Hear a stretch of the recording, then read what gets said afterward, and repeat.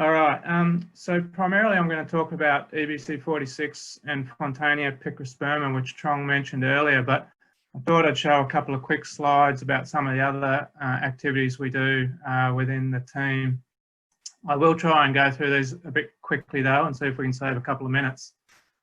So there's probably three main areas of research that we work on in the plant biotechnology group. One of those is conservation genetics, which is a bit of a personal passion of mine. I also do a bit of work in crop genetics, and there is that H word, horticulture, Abigail, which I think I still do a bit of work on, and that's partially through an ongoing collaboration with Stephen and Helen. But natural product drug discovery is probably the main focus of my group, as you already got the impression from Trong, and I'll talk a little bit more about that soon. In terms of conservation genetics, I have a plant biology background, so most of the work we do is on plant species. Often they're obviously threatened in general, but often they have a commercial or an industry link. So the two species on the top left and right are both species of Fontainea. The species in the middle is sandalwood, which is another commercially significant species, but we also do some work in animal species as well. This is a striped legless lizard. We did some work with Bush Heritage Australia, and through Gabriel Conroy we do some work on dingo genetics and Shankar as well. Also do a little bit of work in crop genetics. This is again linked with Fontainea picrosperma and domestication of Fontainea picrosperma. The genetics tools we use there are linked with breeding programs. But a lot of the other work we do is in pollination biology, and that's because a lot of the species, a little bit by fluke or coincidence, a lot of the species I work on, the fruit, are the product of commercial interest. I'll talk about Fontainea picrosperma a bit in a moment, but I also do some work on avocado and macadamia through Stephen Truman's Horticulture Innovation Grant. And so we do a lot of work on pollination biology, but also gene flow, which again links with the genetic marker work. And we're looking at things like cross-pollination and self-pollination and also gene flow. But as I said, natural products is really the focus of my work, certainly the focus of the work that's most substantially funded, particularly by industry partners. And even though natural products can mean a relatively broad thing to a lot of people, as Trong sort of mentioned earlier, for me and my team, it's really talking about chemical compounds that are produced by living organisms, and in particular my focus is on small molecules. Other groups, as you know, in our team are more interested in peptides and proteins, but that's not really my area of focus. Chong's already talked to you about some of the work we do with antimicrobial, and he mentioned that was in collaboration with Dave McMillan. Fraser Russell is presenting later, and he'll talk a little bit about some work we do in wound healing, but that's another medical indication that I'm interested in, and probably my background is in cancer, which is going to come in later in a few slides. But my team is also interested in the biosynthesis of these compounds. We have a project at the moment looking, using transcriptomics to look at the genes involved in the biosynthesis of one molecule in particular. We also do some labelling experiments, and because most of these compounds are made from plants, we can utilise labelled CO2 to help identify the biosynthesis. These photos are just sort of random examples of some of the plants we work on. This is a species of cordyline. This is a species of Acronychia, and Fraser will talk to you about this. This is native stingless bee hive, which is another important source for some of our research. So I primarily wanted to talk to you about EBC46, or as it's now known, tigelinol tiglate, which is a little bit of a mouthful. I have made a few presentations about this in the past, and whilst the number of slides are going to be brief, hopefully it's a bit of an update and or a bit of a summary. So tigelinol tiglate is a small molecule natural product. It's discovered from a plant called Fontainea picrosperma, which Trong mentioned earlier. and it was discovered as an anti-cancer lead in 2014 by collaborators of ours at the Queensland Institute of Medical Research. Essentially, the work that they did showed that with a single intratumoral injection, we're able to cure tumours. I put that word cure in inverted commas for good reason, because generally people wouldn't refer to the word cure. It's very bold to talk about cure of tumours, but for all intents and purposes, that's what we're targeting, and that's what we're trying to do. These images here on the right, which look a little bit gruesome, so I apologise to anyone who's a bit squeamish. These are similar to images I've shown before. This is actually a mast cell tumour on a dog prior to treatment. That's been given a single intratumoral injection with tiglynol tiglate, and about 2 weeks later, quite literally, the entirety of the tumour mass has fallen away, leaving an open but by no means a nasty wound. It's very clean and quite dry. Within about a month, that wound is closing over and healing quite nicely, and in about 3 months, which was the last time in this clinical trial, where the tumour was, clearly you can still see it, but had you not known there was a tumour there to start with, you probably wouldn't blink. Fairly spectacular results, which of course has been the basis of Qbiotics' success. So fast forward 10 years, tiglynol tiglate has now been approved for treatment in dogs for mast cell tumours. It's now branded under the name Stelfonta. It was actually launched in Germany earlier this year in April. Think about everything to do with COVID-19. That launch was probably unique in that there was a large face-to-face launch organised, but it was all done online. So it was quite a process. There's applications pending in other jurisdictions, the US and Australia included. And as you can imagine, there's a whole suite of fancy company type paraphernalia which people could get access to through the company's website. I guess at the end of the day, the success of that launch is based on the clinical trial data, and this is a summary of the phase 3 trial that was pivotal to the marketing authorisation application. There are 123 dogs in this study. 81 of them were treated with tiglynol tiglate and 42 were control treated. And so with that single intratumoral injection, there was a 75% complete response rate. Complete response is the official term that you would use in this space. You would never refer to it as a cure, but to all intensive purposes, it's the same thing. So with a single injection, 75% of the mast cell tumours were cured. I don't like saying that word. Cured as a consequence of that treatment. And these images are examples from that study, and they're very similar to what we showed a couple of slides ago. Very, very quickly after injection, you'll get bruising at the injection site and around the tumour, and I'll talk about that a little bit more later. But as I said before, within a week or so, the tumour literally falls out, and then there's very rapid wound healing. I won't go into this in a lot of detail in interest of time, but there's a lot of science now behind the mode of action that talks to this.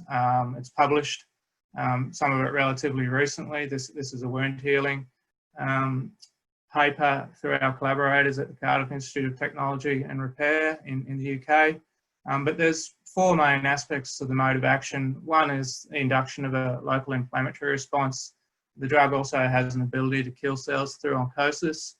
But tumour vascular disruption is probably the thing that's most visible. The vessels of the tumour are essentially broken down as a consequence of the treatment. And that's the bruising you can see. And that's essentially why the tumour falls out.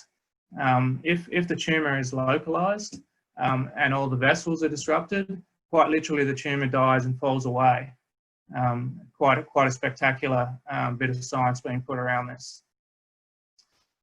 But most of that has been done by the company, not by me or not by USC. And so I wanted to spend the next couple of slides talking about the domestication program. And this relates a little bit to a question you asked Trong, Abigail.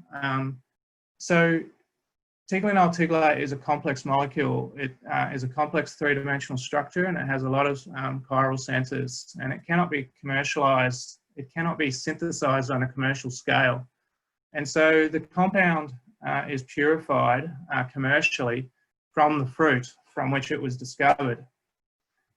But this species was only first described in 1985, and so very little was known about it.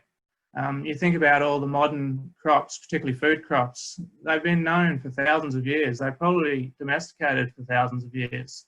And so the company had to embark on a domestication program to rapidly be able to produce enough raw material to manufacture the drug. Probably the most important biological aspect of this plant is that it's dioecious, which means that the male and the female flowers are found on separate trees, which is unusual in the plant kingdom, and it does have implications to the domestication program when fruit are the output. So USC have done a lot of work on this for the best part of a decade, developed some clonal propagation processes, optimized methods of cultivation, showing the optimum levels of shade that's required, for example. We've developed a series of genetic markers. As I indicated, these will now be valuable for the selection and breeding program, which has just sort of been initiated. But they also allow us to do gene flow studies and pollen dispersal studies, which are really important. And so this one slide certainly doesn't do it justice, but just trying to summarise a couple of really important findings that we've made that have translated directly into the plantation that's now been established by the company. The most important and significant finding is that this species is pollen limited. This panel up here is just one image. There's a publication on this. But by doing a series of controlled hand pollinations, we're able to show that if you cover the female flowers with a bag, you obviously remove the ability for pollination to occur and you get very little fruit set. In comparison to when you just leave the flowers to pollinate naturally, you get about 20% fruit set. And then when we did the hand pollination, I bet you get about 40% fruit set. We were able to add different observations to ultimately conclude that the species was very pollen limited. Connected to that, the distance that pollen disperses is very short. Anyone that reads in this area, particularly thinking about tall tree species, pollen can flow kilometres. You think of some of the pine species, Araucaria, they have these sort of similar studies showing that pollen moves kilometres. For this species, it's probably 10, 20, maybe a maximum of 30 metres that the pollen is flowing. And that's obviously, we can use our genetic markers to look at offspring from an individual female and then determine which male has sired those offspring. We've also done some work to show that the trees are pollinated by quite a diverse range of insects, but very low numbers of insects. It's not like you go into a forest when they're flowering and you're surrounded by bees or anything like that. So the pollination is by a diverse array of generalist insects. As I said, that doesn't really do the work that's been put together justice, but all of these things that we've done have ultimately led to the establishment of a plantation to produce the raw material to produce Tiglinoyl tiglate for the world's commercial needs. And so Cubotics have recently established 2 hectares of plantation on the Atherton tableland, all of it under shade. And just reflecting on some of the data I've just been referring to, a couple of the really critical design implications is that a very high ratio of male to female trees are required.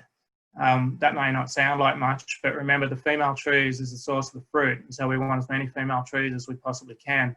And so limiting the number of males is potentially quite important, but if you limit them too much, the amount of pollination that will occur will be so low that you'll be shooting yourself in the foot and you won't get any fruit.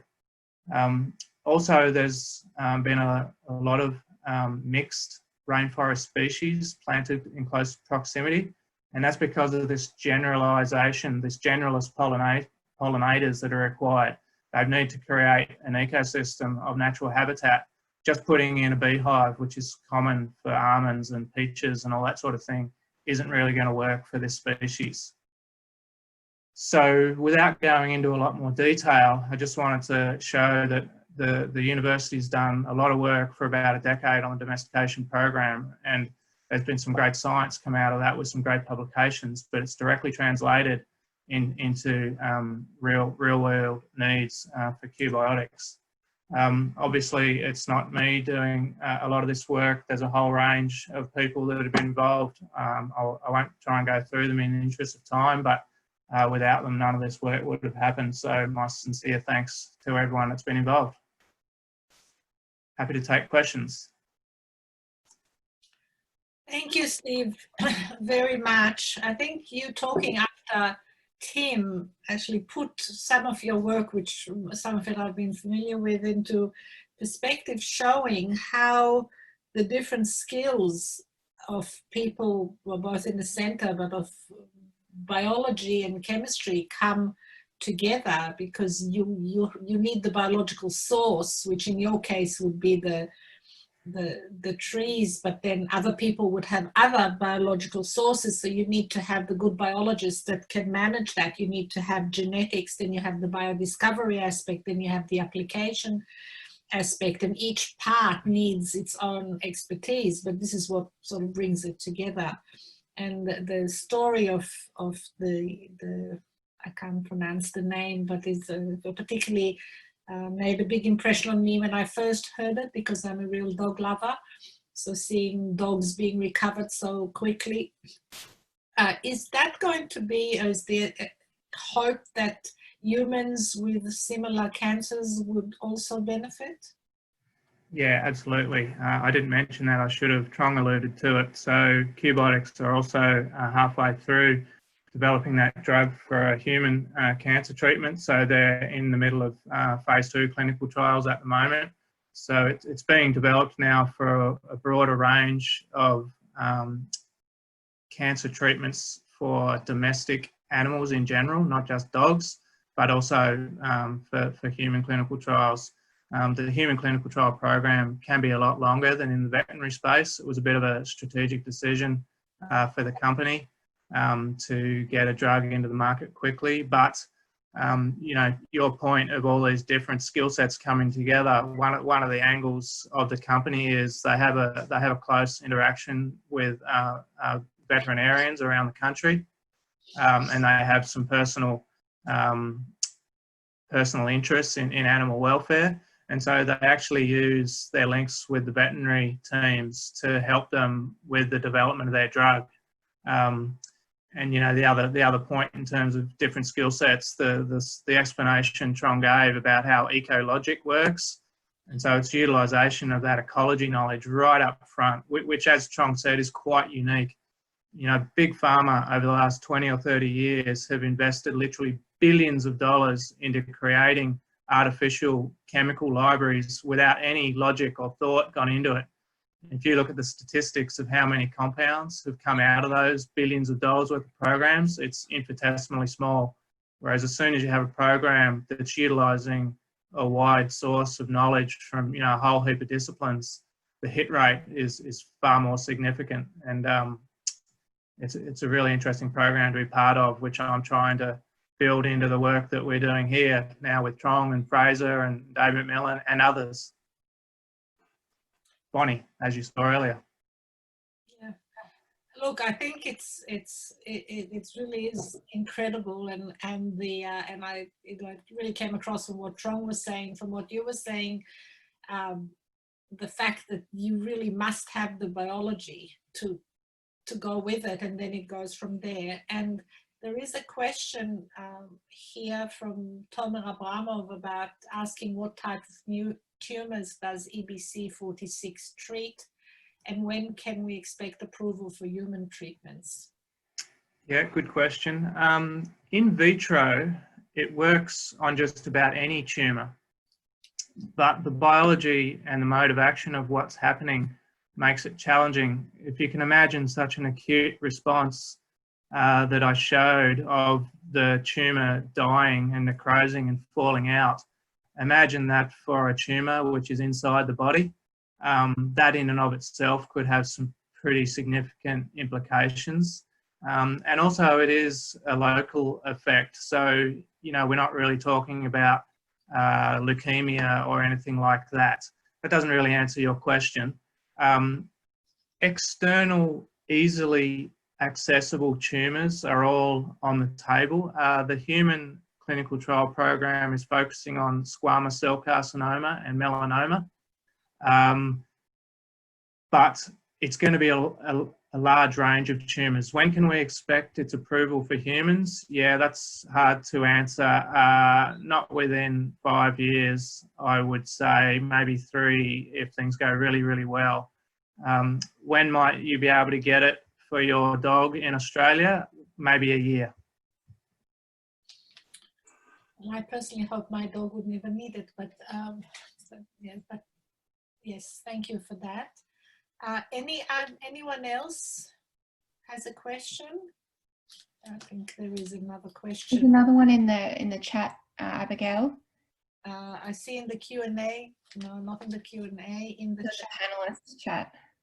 Yeah, I can see that, so I can answer that. Yeah, look, that's a really interesting question. I didn't want to go into the mode of action too much, but there is a T-cell response. There is potentially an activity with metastatic disease. We're not far off. The company is not far off publishing some data with some T-cell responses and some impacts on metastatic disease. So short answer, yes. Watch this space. Okay, and I have one quick question. With the work that you're doing on the trees, is it possible to select for trees that produce fruit with a higher amount? Like, is the level of production of the compound variable and subject to some genetic selection? Yep, absolutely. And that's what I'm working on now in the greenhouse with Tracy McMahon and Trong and others. But it's not as simple as just targeting fruit with increased amounts of drug. The quality control parameters around manufacture of pharmaceutical drugs is very intense. If hypothetically you only focus on the compound of interest, you might inadvertently increase the concentration of other things. So potentially the key focus is actually going to be on impurities that make the process inefficient, which actually ultimately will make it more efficient. Does that make sense? Yes, absolutely. But a whole suite of biological features of the plant could be part of the selection program as well. Okay. All right. Thank you very much. There's one more question from Amy in the Q&A in the chat as well. I'm happy to reply. I'll text some more responses. I don't want to hog too much more of the time, so I'm happy to reply on the chat. Okay. Thanks, Steve. Thank you very much. And I'd like to welcome Bradley for his talk, please. I have to do the customary, can you see my screen now? Yes, we can. Okay, I'll try to keep this brief to make up for lost time, but I want to discuss part of the work that I did during my PhD on DNA-based computers and nanomachines. So this part of the project was specifically looking at whether or not we could design an oligonucleotide biosensor for the detection of a small molecule. So the common question we get when we talk about oligonucleotide biosensors is why bother? There are already other biosensors. And it really comes down to what other sensors lack. So in terms of your traditional electrical, chemical, and electrochemical sensors, you generally can't put these into a living or a biological environment, or at the very least without long-term maintenance to deal with the biofouling. And when you use standard biosensors, so these are your generic antibodies and enzymes, they're generally limited to being singleplex, or when they can do multiplex, they're very limited in how they handle multiple variable states. Now, when you come to oligonucleotide biosensors, they have the potential to fully utilize biocomputing circuitry. So this means that we can logically control them, and in turn, they have the potential to logically control some kind of chemical actuator.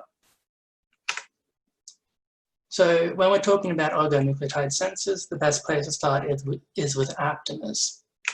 Now, aptamers are structures comprised of either RNA or single-stranded DNA, and they undergo a conformational shape change when they're in the presence of their target ligand.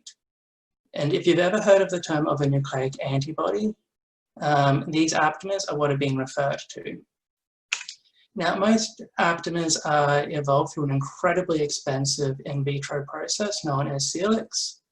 And this unfortunately makes it so that sensitive and selective aptamers are very few and far between.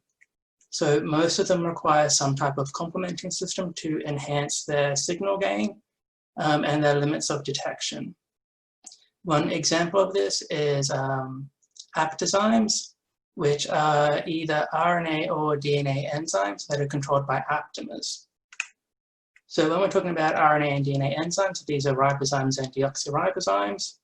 Ribozymes are your naturally occurring viral machinery, whereas deoxyribozymes are almost fully evolved through an in vitro process.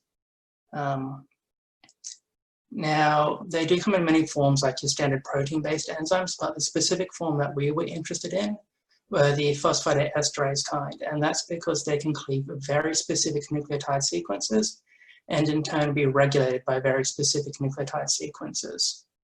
This might not seem all too important, but our ability to really control these nucleotide sequences allows for their design to be done wholly in silico, which in turn allows for us to rationally control what levels of interactions occur and in turn create them into a biological computing circuit.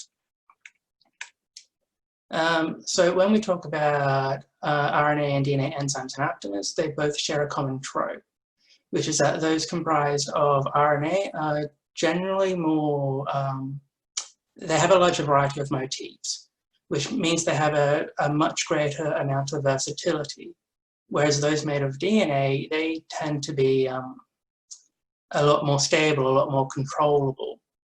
So ideally, we'd want the best of both worlds. We want something that's versatile and stable. So our thoughts here were to break from tradition and to combine both RNA and DNA components.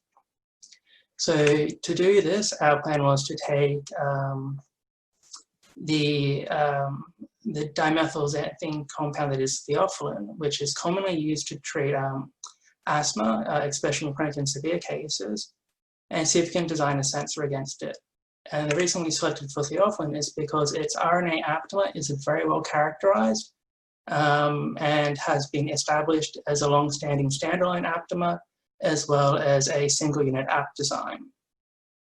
So we want to take this RNA aptamer and complex it with a standalone deoxyribozyme, such that when the theophylline is present, the enzyme will then go through and it will cleave a fluorophore labeled chimeric oligonucleotide such that it produces a fluorescent signal. Now, in terms of the actual design of the deoxyribozymes, we had 7 different sequences which had varying amounts of complementarity to the RNA aptamer against theophylline.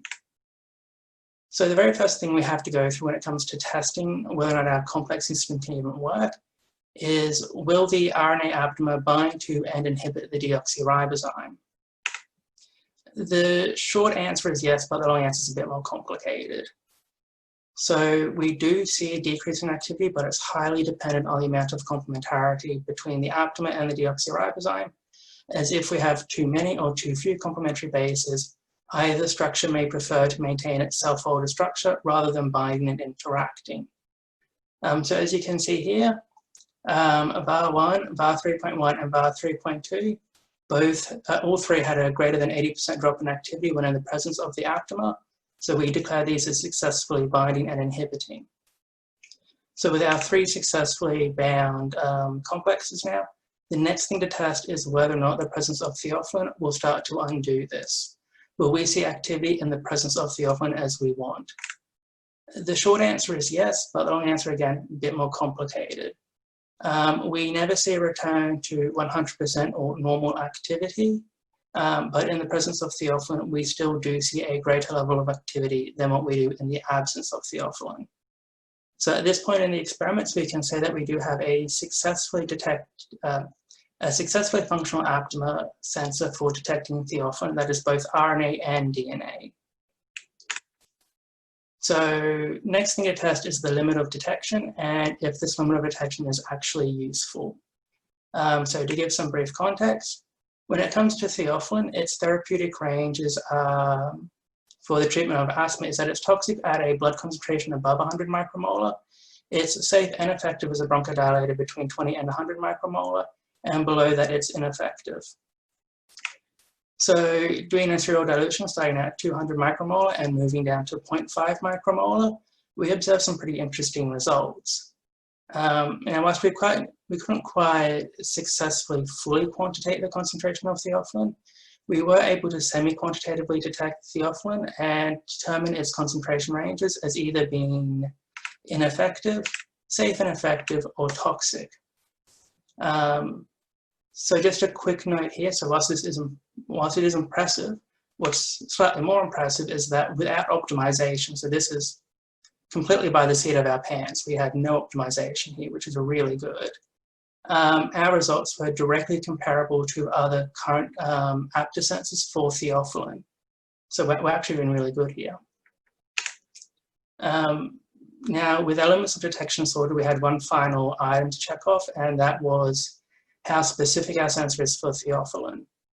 Because after all, the sensor is only as good as its ability to detect and to discern the correct target analyte. So the theophylline RNA aptamer is known to have very minor interactions with other methylxanthine compounds, most chiefly being caffeine and theobromine. Or if you prefer to think in terms of food, this would be coffee, tea, and chocolate. So in this case, when we add caffeine and theobromine into the interactions, we see negligible change compared to background. So what this means is that our sensor is indeed very specific to theophylline, which is really good. So at this point, we have successfully detected our target analyte theophylline. We have demonstrated that we can detect and discern toxic concentration ranges, safe and effective ranges, as well as ineffective ranges. And we've also shown that our apta sensor is very specific to theophylline. So this means we've demonstrated two really important things. The first being that we can actually use an RNA construct to allosterically regulate a DNA enzyme. And that provided you have a pre-existing RNA aptamer, you can almost immediately and rationally put it into a DNA circuit. Now, the big thing with this is that we have the potential for a new class of medical and environmental biosensors. And more than that, these biosensors can be relatively quickly and cheaply designed. So there are, of course, more things we can be doing going forward with our apta sensor. The first thing, and obviously the biggest thing we need to do, is test more aptamers in our circuits. And this is to make sure that our apta sensor wasn't a fluke, that it wasn't a one-off situation. We would also be benefiting from the construction of point-of-care or more technician-friendly diagnostics to allow their immediate utilization in laboratories and in the workspace. From a more investigative perspective, it would be really interesting to do a more comprehensive study into the nanostructures between the DNA enzymes and the aptamers, so that we can potentially move forward to enhancing the current interaction predicting algorithms, as they do have their limitations. Most notably, the current algorithms can't actually mix RNA and DNA together in the single model. So a lot of our work where we were trying to determine if the RNA would bind to the DNA was almost absolute guesswork. There are a few people I'd like to quickly acknowledge, those being Joe McDonald and Nina Pollock, who are my supervisors here at USC for my PhD, as well as Darko Stefanovic, who supervised me all the way from the University of New Mexico, Albuquerque. I would also like to thank the University of the Sunshine Coast and the CSIRO for providing funding for the project. And arguably, most importantly, I would like to thank GeneCology. not just for listening to me today, but also for making USC such a wonderful place to do research. And with that, are there any questions? Thank you, Bradley, very much, and congratulations for finishing such a beautiful PhD. It's really lovely to see you after, and that you are presenting such interesting work. Before I ask, are there anybody else who would like to ask Brad a question? So Brad, I'll ask you a question. Okay. If you were going to actually apply your technology to something that worked, that would be incredibly useful, and you could make an aptamer to anything, what do you think would be the best application for your stuff? Honestly, I would choose glucose, because glucose would allow us to start tampering with biocontrol circuits for insulin and glucagon.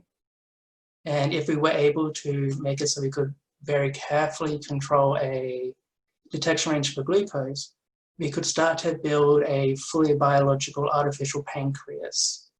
And current artificial pancreases for treatments of diabetics, or for people who've had pancreatic cancer or pancreatic ulcers, they're very expensive, they're very bulky, they're very prone to biofailing, and they do have a lot of problems that come with them. So if we could actually make a full-on biological artificial pancreas, it could be of great benefit. Oh, cool, great answer. That's a fantastic answer. I mean, I think that would have applications for humans and animals would be absolutely amazing. Yeah, okay. How long would it take you? Quite a while, because glucose is a very difficult structure to detect. And I know that NASA was at one point actually trying to create an aptamer for glucose. They threw a surprising amount of money at it, and unfortunately the result wasn't quite as good as it needed to be. So it is one of the more difficult targets to detect. One of the more worthwhile ones. So, wow. Okay, but at least, I mean, that certainly gives, opens the mind as to the potential of the technology, because, okay, glucose really would be amazing, but there's a whole lot of other cases where such a thing would be really useful in recognition. And I could certainly think about some, I mean, for example, you know, GnRH is used for inhibiting some aspects of biology, which, you know, if you had a system that would detect and counteract the physiological activity, would be fantastic. Yeah. All right. Brilliant. Thank you very, very much, Brad.